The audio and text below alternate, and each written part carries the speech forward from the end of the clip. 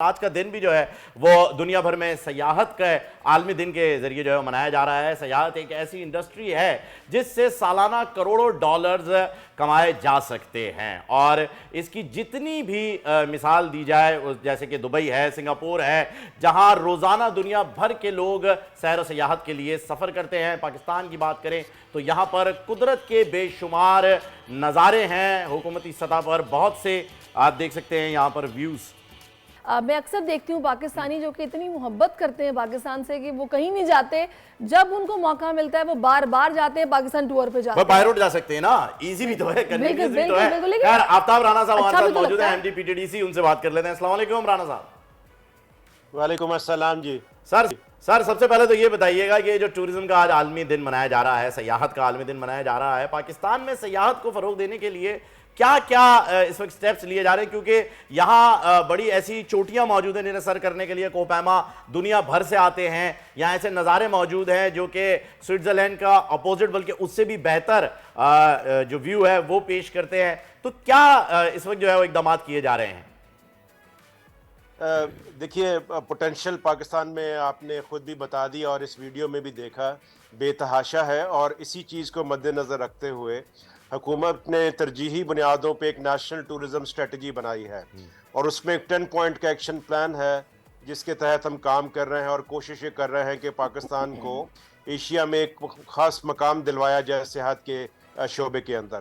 اور خاص طور پہ جو زیادہ فوکس ہے اس وقت ہمارا وہ یہ ہے کہ سیاحوں کے لیے جو سہولیات ہیں ان کو بہتر کیا جائے، مختلف رسائی کے جو ایشوز ہیں روڈ کے ذریعے اور ایئر کے ذریعے ان کو بہتر کیا جائے، غیر ملکی سیاحوں کے لیے ویزا کی رسائی کو بہتر کیا گیا۔ 195 کنٹریز کے لوگ ابھی آن لائن ویزا اپلائی کر سکتے ہیں، پرائیویٹ انویسٹمنٹ کو انکریج کر رہے ہیں، اور سال پی کی ٹی ڈی تھیم سی بھی کے ہے۔ بڑے خوبصورت ریزورٹ ہوا کرتے تھے، معاف کیجئے گا، بڑے خوبصورت ریزورٹ ہوا کرتے تھے، جیسے مالم جبہ پر بھی جو ہے وہ ایک بڑا خوبصورت ریزورٹ تھا آپ کا، تو ریزورٹس کی طرف توجہ دی جا رہی ہے کہ اور ایسی جگہوں پر جہاں لوگ کیمپنگ کرتے ہیں جا کے، کیونکہ وہاں رہنے کے لیے کوئی خاص جگہ نہیں ہے، جیسے فیری مڈاؤ ہے اور اس طرح کے اور مقامات ہیں، وہاں پر کوئی ریزورٹس وغیرہ بنانے کے لیے آپ نے ترجیحی بنیادوں پر کام شروع کیا ہے؟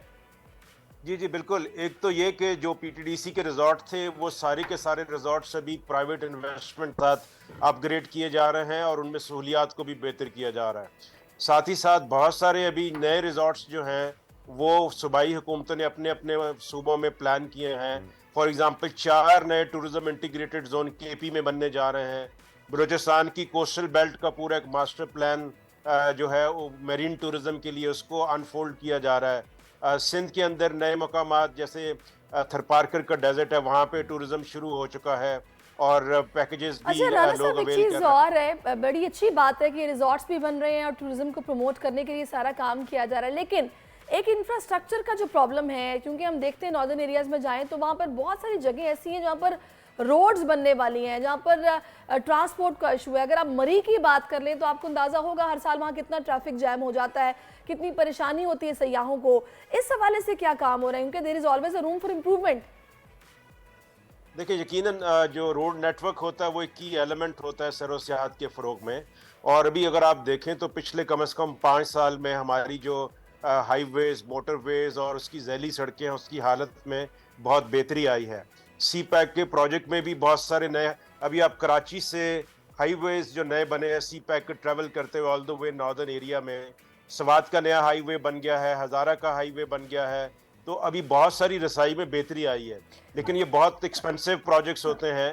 اب ظاہر ہے حکومت کے اپنے مالی مسائل بھی ہیں، اس کے باوجود ترجیحی انفراسٹرکچر بنیادوں بھی کے ہے سر، اوپر بالکل ایسا ہی ہے رانا صاحب، انفراسٹرکچر بھی ہے۔ ایک سوال یہاں پہ میں کرنا چاہوں گا، مجھے یہ بتائیے گا کہ دنیا بھر میں ہم نے دیکھا ہے جہاں پر بھی ٹورزم کو فروغ دیا جاتا ہے وہاں پر ٹورسٹ پولیس کے نام سے ایک سروس دی جاتی ہے جو کہ صرف ٹورسٹ کو سپورٹ کرنے کے لیے اور ان کی لینگویج کے اندر ہی جو ہے وہ بات کرنے کے لیے موجود ہوتی ہے۔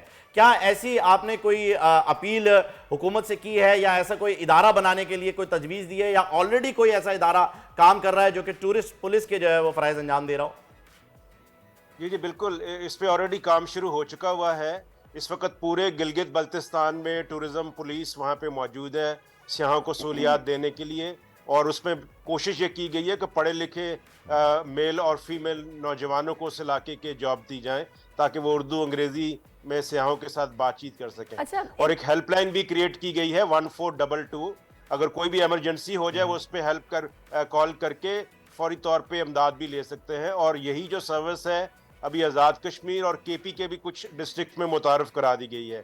ہم اس کے دائرہ کار کو انشاءاللہ 1 سے 1.5 سال کے اندر پورے ملک میں لے جا رہے ہیں. ٹورسٹ پولیس پاکستان کے تمام اضلاع میں انشاءاللہ یہ قائم ہو جائے گی اور لوگوں کو اس سے بڑی سہولت ملے گی. اچھا 2 چیزیں میرے ذہن میں رانا صاحب میں چاہوں گی اس پر ذرا آپ ہماری رہنمائی کیجیے گا.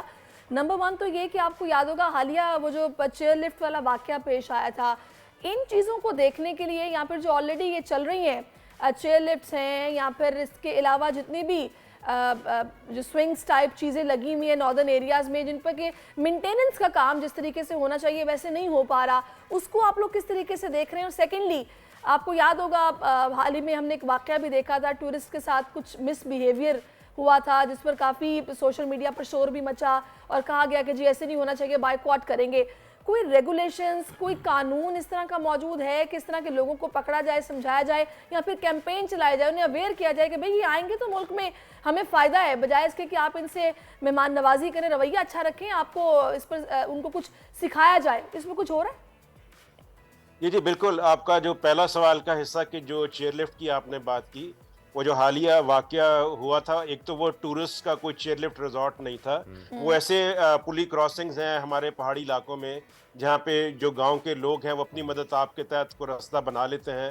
تو ایک تو وہ ان میں تھا. جو ٹورسٹ کے جو ہیں ان کا باقاعدہ چیک اینڈ بیلنس سسٹم ہے, ان کو پیریوڈیکلی چیک کیا جاتا ہے, مینٹین کیا جاتا ہے, اس کے بغیر تو وہ چل ہی نہیں سکتے. تو 3-4 جگہ پہ ہمارے چیئر لفٹس ہیں, ان کو باقاعدہ ریگولرلی جو ماہرین ہیں وہ چیک کرتے ہیں, پھر اس کے مطابق اس کو اوپن کرتے ہیں. اور دوسرے جو آپ نے ہیرسمنٹ کے واقعے کی بات کی, ان صاحب کو فوری طور پہ اریسٹ کیا گیا ہے اور قطعاً کسی صورت میں حکومت اس طرح کے واقعات برداشت نہیں کرتی, بیکاز پاکستان کا امیج, پاکستان کی سیاحتی مقامات کا امیج سارا ان چیزوں کے اوپر بیس ہے کہ پاکستان ایک مہمان نواز ملک ہے. تو کہیں کہیں کچھ کالی بھیڑیں ہوتی ہیں, اب ہر کسی پہ نظر رکھنا بھی بڑا مشکل ہوتا ہے, لیکن حکومت نے فوری طور پہ اس کے اوپر ایکشن لیا. بڑی اچھی بات ہے اگر اس پہ اس طرح سے کام ہو رہا ہے رانا صاحب کہ آپ لوگوں نے پکڑا بھی ہے اور ظاہر ہے پھر سمجھایا بھی اچھے طریقے سے کیا ہوگا, کیونکہ پاکستان کا امیج پوری دنیا میں نظر آ رہا ہوتا ہے اور سیاحوں کے لیے تو جنت ہے ہمارے ناردرن ایریا. آفتاب رانا صاحب آپ نے اپنا قیمتی وقت میں دیا. M D P T D C ہمارے ساتھ موجود تھے اور انہوں نے بتایا ہے, میرا خیال ہے پلان بنا لینا چاہیے اب جانے. ہاں جی بالکل ایسا ہی ہے, ضروری ہو گیا ہے. 1142 میں نے ہیلپ لائن نمبر بھی جو ہے وہ نوٹ کر لیا ہے, آپ بھی کر لیجئے گا. 1422 سبسکرائب کریں اور بیل دبائیں تاکہ کوئی خبر رہ نہ جائے.